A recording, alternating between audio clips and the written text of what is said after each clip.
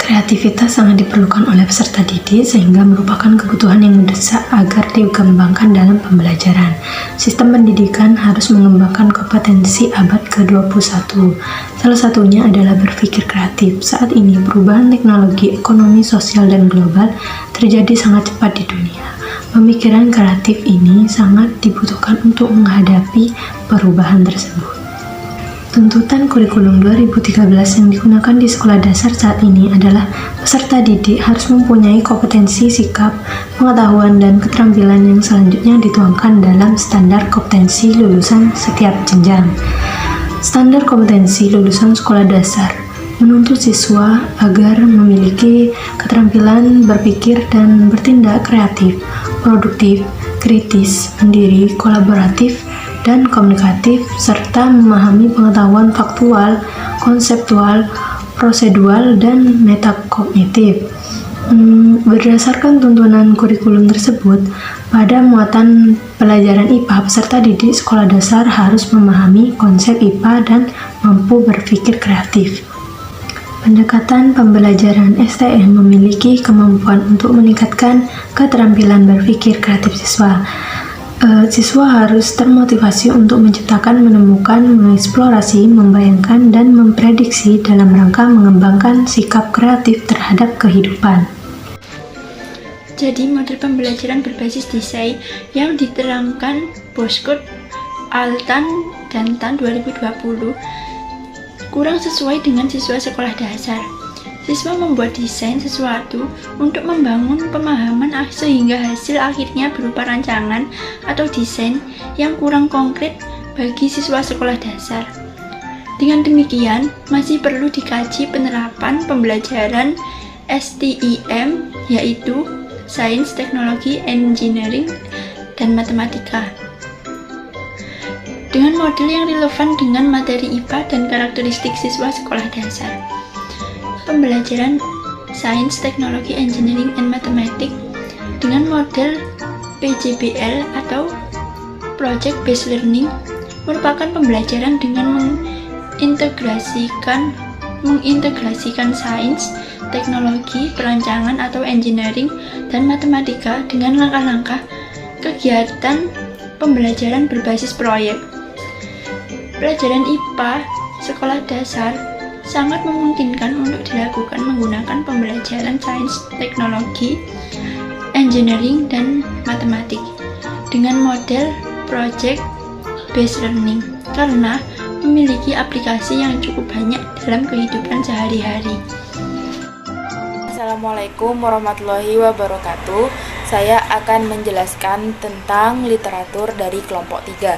Jadi di sini saya mengutip dari Jurnal Pendidikan Vol 7 nomor 6 bulan Juni tahun 2022 yang kritis, mandiri, kolaboratif, dan komunikatif, serta memahami pengetahuan faktual, konseptual, prosedural, dan metakognitif dari Kemendikbud 2016A. Berdasarkan tuntutan kurikulum tersebut, pada muatan pembelajaran IPA, peserta didik sekolah dasar harus memahami konsep IPA dan mampu berpikir kreatif dan kreativitas pemahaman siswa terhadap konsep IPA. Menjadikan siswa mudah dalam menyelesaikan masalah sehari-hari, pelajaran IPA sekolah dasar sangat memungkinkan untuk dilakukan menggunakan pembelajaran STEM. Dengan model PJBL karena memiliki aplikasi yang cukup banyak dalam kehidupan sehari-hari. Kegiatan pembelajaran IPA menggunakan pendekatan STEM dengan model PJBL membuat siswa aktif hingga memberikan pengalaman belajar yang lebih bermakna. Makna berpotensi untuk mengembangkan kreativitas dan pemahaman konsep IPA.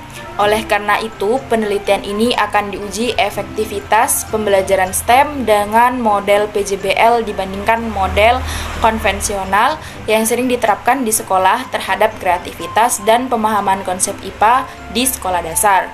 Dengan demikian, penelitian ini dilakukan dengan tujuan untuk mengetahui efektivitas pembelajaran STEM dengan model PJBL terhadap kreativitas dan pemahaman konsep IPA siswa sekolah dasar.